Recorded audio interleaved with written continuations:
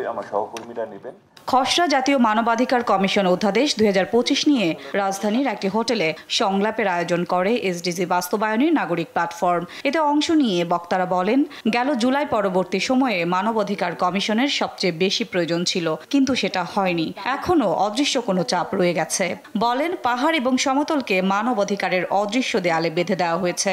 আমরা যতটা আশা করেছিলাম যে এটা একটা ঐতিহাসিক সুযোগ, এই অন্তর্বর্তীকালীন সরকার একটা ঐতিহাসিক সুযোগ, এখানে আমরা আমাদের মনের সব আকাঙ্ক্ষা উজাড় করে দিয়েছিলাম, সব আকাঙ্ক্ষা সব উজাড় করে দিয়েছিলাম, কিন্তু এখন মনে হচ্ছে নাই। যেহেতু অনেক অভিযোগ আসে, তখন হচ্ছে পার্বত্য চট্টগ্রাম থেকে যে অভিযোগগুলো আসে সেগুলোকে প্রায়োরিটাইজ করা হয় না। মানবাধিকার কমিশনে কোন মানদণ্ডে কাকে নিয়োগ দেওয়া হবে সেটা আরও স্পষ্ট হওয়া উচিত। ডুয়েল সিটিজেনশিপ যাদের আছে তিনি মানবাধিকার কমিশনের চেয়ারম্যান কিংবা কমিশনের মেম্বার হতে পারবেন না। এখন যদিও সরকার প্রধান হিসেবে যিনি আছেন থেকে শুরু করে অনেক বড় বড় পদেই সব ডুয়েল সিটিজেনশিপের লোকজন বসে আছেন। কোন মানদণ্ডিক কাউকে নিয়োগ করা হবে সেটা আমার কাছে মনে হচ্ছে আরেকটু স্পষ্ট করা দরকার। রাষ্ট্রীয় সকল নিরাপত্তা সংস্থাকে মানবাধিকার কমিশনের জবাবদিহিতায় আনার আহ্বান জানান টিআইবির নির্বাহী পরিচালক ইফতেখারুজ্জামান।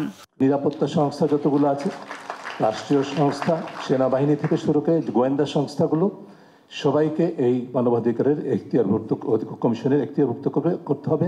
গেল এক বছরে বাংলাদেশে কোনো মানবাধিকার কমিশন গঠিত হয়নি। অতীতে নাগরিকদের চাপে যে কমিশন গঠন হয়েছে সেটাও নখদন্তহীন, এমন মন্তব্যই করলেন সেন্টার ফর পলিসি ডায়ালগ সিপিটির সম্মানীয় ফেলো ডক্টর দেবপ্রিয় ভট্টাচার্য। এরকম একটি নখদন্তহীন মানবাধিকার কমিশনের মাথায় একটি মেরুদণ্ডহীন ভালো মানুষকে বসিয়ে দিবেন না। মেরুদণ্ডহীন ভালো মানুষ কোনোদিন অন্য কোনো কারোর জন্য তার মেরুদণ্ড শক্ত করতে পারে না। আলোচনায় মানবাধিকার কমিশন আইনের খসড়ার আরও বিচার বিশ্লেষণের পরামর্শ দেন বক্তারা। লড়াই করতে পারে এইরকম ব্যক্তিদের। সাদিয়া লাবনী, দেশ টিভি, ঢাকা।